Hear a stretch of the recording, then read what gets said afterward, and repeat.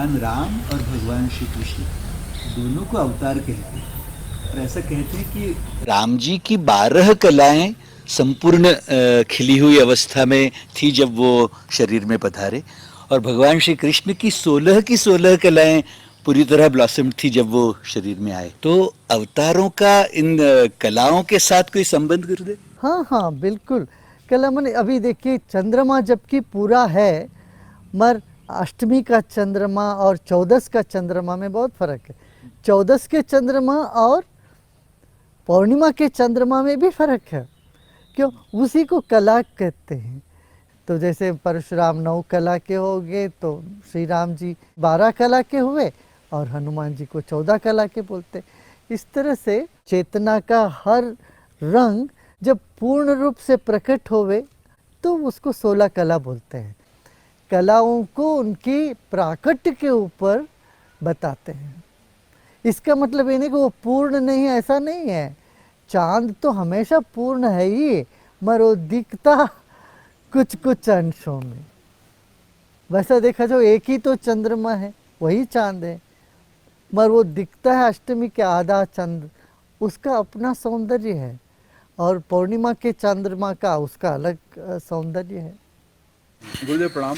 कृष्ण पांडव की साइड थे, उनको मालूम था जहाँ मैं रहूँगा वहीं जीत है, फिर भी उनकी सेना उन्होंने कौरवों को दे दी।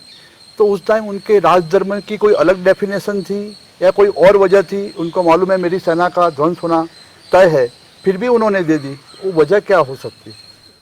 कृष्ण सबकी मांग पूरा करते थे। एक मूवी के डायरेक्टर होते, वो विलन कुछ मांगे उनको भी उन्हें देना पड़ता है, और हीरो मांगे उनको भी देना पड़ता है। ऐसे श्री कृष्ण के लिए सब एक थे, मित्र और शत्रु सब समान थे। वो कहानी है ना, श्री कृष्ण लेटे हुए थे, अर्जुन भी आ गया, अर्जुन पांव के पास बैठा, और दुर्योधन आया उनसे मदद मांगने, वो सिर के पास बैठा।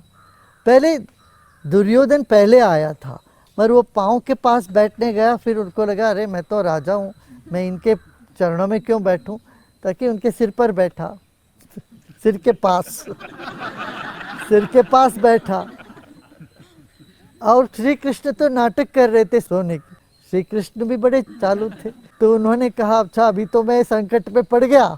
को ये भी पता था उनकी खुद की सेना में भी बहुत झंझट हो गई थी, इतने घमंडू हो गए थे उनके अपनी सेना के लोग, जैसे कंपनी एनसीएलटी में चली जाते हैं ना